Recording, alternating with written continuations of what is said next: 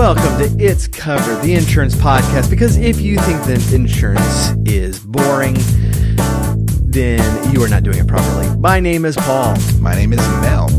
So, we actually teased a little bit of this episode in last week's episode.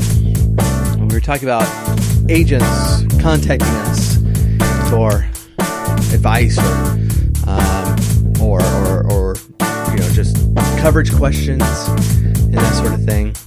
We've actually gotten a couple of people email, and I have to apologize to people. Like the email for the podcast, like I thought I had alerts set up when I got an email, and I didn't. So I finally went in and it was like, I haven't gotten an email in a long time. Yeah, I had. Yeah. But we had a couple of really great emails that weren't really advice ones, but just sharing cool claim situations or coverage questions. Those are fun to go over. Oh, and so, yeah, by all means, if you have some of those, please do share them with us. I think we might start collecting them and just go through a few of them, because I think that'd be a lot of fun. We'll have to stop off and get some beer and go through those. Yes. The other thing that you can do is to join our Facebook group. The link to that is always in our show notes. And so it's a private Facebook group, and that's just for insurance professionals of all type to kind of get together and toss around ideas. But groups like that is one of the is kind of ties into this topic. We as agents have a tendency to, when we have a group that we like, to go to that group with questions. And I see a lot of times, I just hope that the person asking the question knows all the appropriate disclaimers for it. And even in our Facebook group, I made a point in the group description to put said disclaimer that, nothing said, constitutes a promise to pay in any sort of claim or some such nonsense that I made up probably late at night. It probably doesn't even make any sense. But when we give our opinions, especially on coverage, we are entering a realm that we as agents have experience and training in, yep, but not deep training. And very often not deep experience. Mm-hmm. And a lot of times those don't matter, because some of the crazy stuff, crazy questions we get are never actually going to happen, mm-hmm. Yeah. And people worry about stuff happening to their property that never actually comes up. Right. But sometimes it does. And so I kind of wanted to talk about where we go for these type of questions or advice, and how much weight we should put on those things. And so I know at least one company has an outlet in claims set up where you can go to a claims adjuster and ask questions. Oh, nice. Yeah, and those answers always have disclaimers on them. And if I could say, those disclaimers are really, really important, because and Mel, this is like stuff comes up that is like, on the surface is like, oh yeah, that's covered. And then they add like one thing. Yeah. One little piece of information in there. And that changes the answer. Yeah. And so people will like come to the agent and say, hey, if my customer hydroplane, if someone in my family hydroplanes in the car and flips the car, is that covered? Yeah. I mean, that's normally a covered loss. Yeah. Really? Because claims denied it when my excluded son driver did it. It's like, well, you didn't mention the excluded driver. And that stuff happens a lot. And that's why we've got to get those disclaimers and all. Yeah. It's always the best foot forward when they're explaining what's going on. And of course they get the answer for the best foot forward scenario. Exactly. Yes. Yeah. And then you find out later that, so you said, liability will cover my flooded car. Yeah. Well, when they saw it on the news with the cops yelling at me, turn around, and I got out and saw that I was deep and thought I could make it. They were shooting at me. Why would we deny this? There's bullet holes in my car. That's right. It is amazing how complicated a claim can get. Yeah. And so, and I really do encourage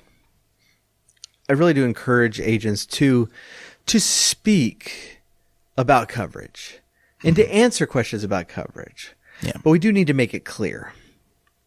Look, every claim is dependent on that claim's facts. And there's a lot of stuff that might happen that, I'd say, yeah, that sounds, from the way you're describing it, sounds like it's covered.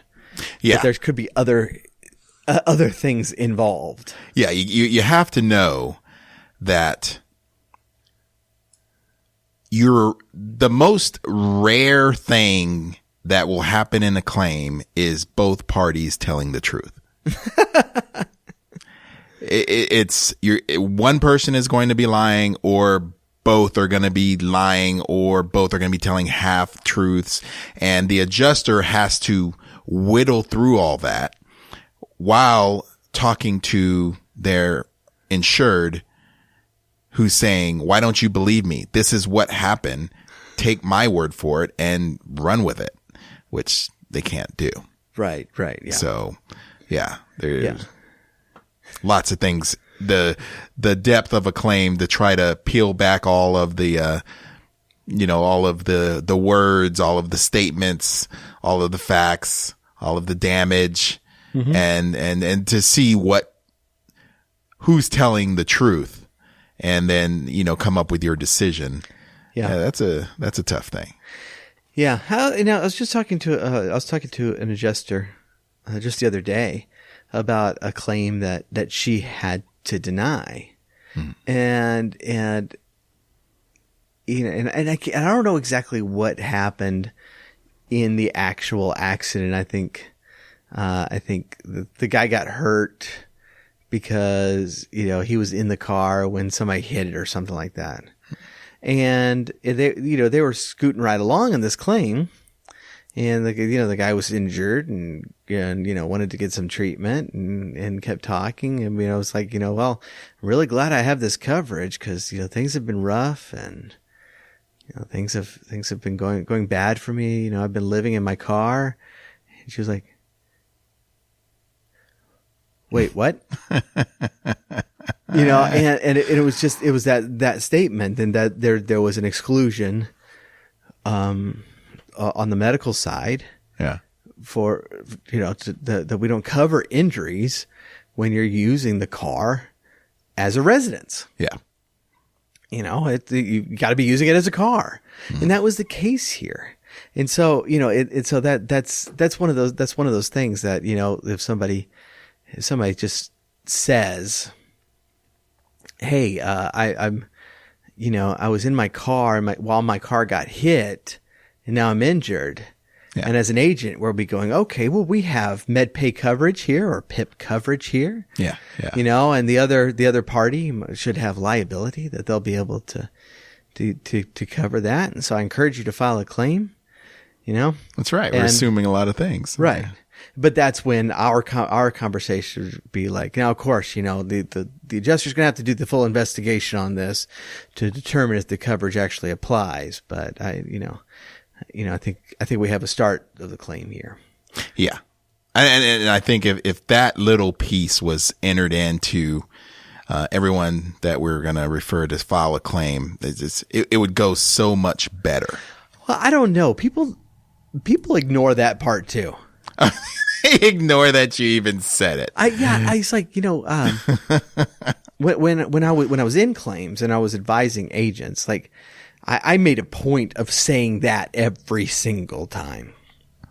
And I remember distinctly one guy came back to me, and it was one of these that it was just like peeling the onion, and all of a sudden we got to a stinky part, and that ruined the whole onion, right? The old joke about what's worse than finding a worm in your apple? What's that? Finding a half a worm in an apple.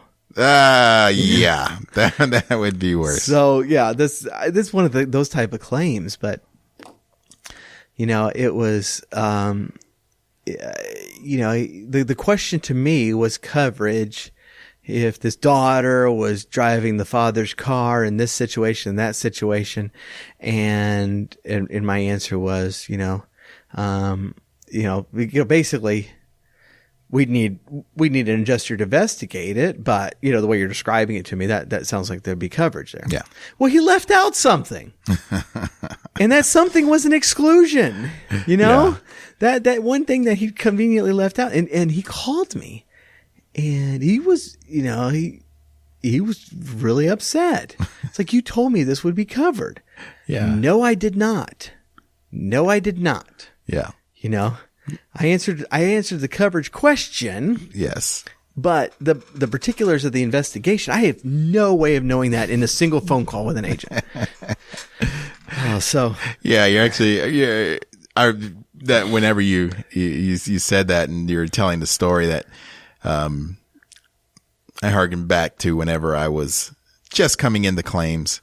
I didn't know all the rules of claims yet, and someone had called in and I explained some things to them, and I did it twice. I thought I was really good. I'm proud of myself explaining that, but they needed to talk to someone else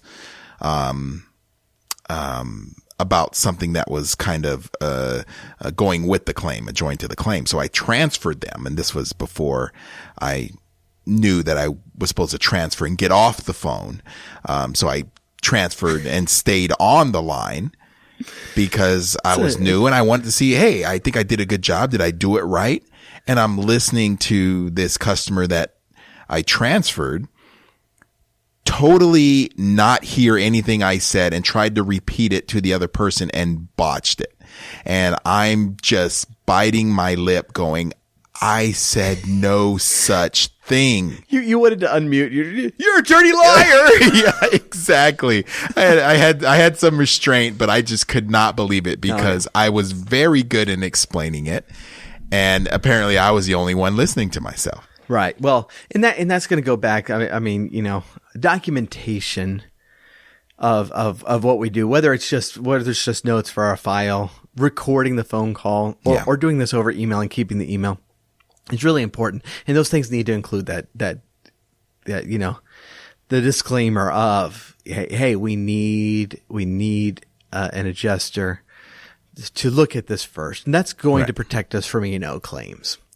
But I kind of getting back to the part about who we're talking to is like, I absolutely adore the Facebook group set up for agents to give advice to one another. But the number of, I do this as an experiment, is ask a coverage question in this group without saying what state you're in. If it's not a state specific group, because a lot of them are state specific, and that's fine. But if it's a nationwide group, just not mention the state you're in. Yeah. And see how many people from not your state rattle off an answer as though they have the foggiest clue what your policy says. Yeah. These things vary state to state. And frankly, we're starting to, with some deregulation, like in Texas, we're starting to vary company by company. It used to be a standard, statewide policy, but we're starting to vary company by company. And, but just, without that, or just giving the bare facts and it's like, hey, so this happened and claims denied it. Can you believe it? And see how many people just go, yeah, that's terrible, rather than saying, wait, what was the reason for the denial? Yeah. because that's the first thing I want to know. Exactly. And people call me up. People do this, and it's like, guys, y'all going to call me. That's fine, but at least have all the information ready for me. And claims denied it for this and this and this, and I can't believe they denied it. Okay, what did the denial letter say? What did the denial letter say? I don't know. Okay, go get the denial letter. I want to see what's on there. Yeah, because that's going to tell me why they denied it. Exactly. And then half the time they come back and they're like, oh, they said they didn't deny it. They're just waiting for medical records. Like, okay, well, that's a good, please read the documents that you have in front of you. Yeah, I think I learned my lesson with calling up claims, after leaving claims and hearing something from the customer and then calling up claims going, that's wrong. And I'm going to call up and tell them that's wrong. They should be doing something. And then calling them up and then hearing the real story of the claim. Yeah. And then it's like a dog with your tails between your legs and you're just like, I'm sorry. I should know better. I will let you go. When I was in claims, I had an agent talking to me. What it ended up was there was no coverage for this particular thing because, the agent hadn't sold that coverage to him. Yeah. And it was, I can't remember. It was like rental or something like that. Mm-hmm. Or it might've been collision. I can't remember, but it's like, I sat down and went through it with her and, it might've been an excluded driver now that I'm thinking of it. It's something like that. Yeah. But I went through the claim with her and she's like, oh, that makes so much sense now. So yeah, there just wasn't coverage because of this excluded driver. Exactly. Oh, okay. Well, who's going to explain that to the customer? And this was not my claim. I was just helping agents out, and I had a good relationship with this agent, so I was able to be a little sarcastic. But my response was, "Well, that would be your job." That's right. And she laughed. She's like, "I was afraid you were going to say that." but yeah, it's it's like the proverb says, that one man seems right until the second man is heard, and but in general, it's like whenever we're doing a coverage question instead of a claim investigation, we are by necessity getting a part of the story. Right. And a lot of times that part of the story is good enough, but a lot of times it does leave out stuff. And so we do need to be careful of that. We do not, it's not going to protect you from an E&O claim to say, well, some agents on Facebook told me it was fine. Yeah. That's not going to protect you. So protect yourself, by all means, seek out wise counsel. I encourage you to seek out wise counsel in your state and not just broadcast it to everyone. Yes. Because the states do have different rules. I'd encourage you, if you do have access to someone in claims that can give you good advice, directly from claims. Mm-hmm. And it's not always that we don't know. I mean, but it's like, as tied in as you and I are to claims. Right. I mean, it was not long ago that we told a lady something was a covered loss. Mm-hmm. With the disclaimer, don't worry, but that it would be covered. And we hadn't known that a legal opinion had come down like 2 weeks before that it wasn't. And so when I talked to claims, and this didn't go anywhere, but I was talking to an adjuster and brought it up, and she told me, it's like, oh, that just changed. I'm like, wait, what? Exactly. And so, we definitely want to be careful. And, so sometimes even as informed as we can be, things do change. And so we want to be careful about what we say. We want to give good opinions and we want to give informed opinions, but we want to make sure the customer knows, from what I understand you saying, this is my opinion, but we're going to need a claim investigation on it. Right. If you have a good insurance company, they're going to fight for you. They're going to be your advocate out there. They're going to do all those things. But they're not going to shove facts under the carpet for you. Right. Yeah. They're not your cousin Vinny. They're your insurance agent, and they don't want you to get undue, I guess you would say, judgment against you, because you want to fight something and it goes bad for you, right? And then you owe more, right? They're trying to save you from that. A good insurance company is going to take your side in the gray areas, but when it's black and white, we need to call them. Yeah, exactly. That one's black. That one's white. Yep. And a good agent should be doing the same thing. But pointing out to people, it's like, there might be gray areas. Yeah. So let's let somebody investigate it. So that's going to do it for us today. Yeah. Mel, thanks for joining me. No, it's great. We will be back again, as always, next Monday. Really do appreciate you listening each and every week. And we will catch you then. Bye-bye.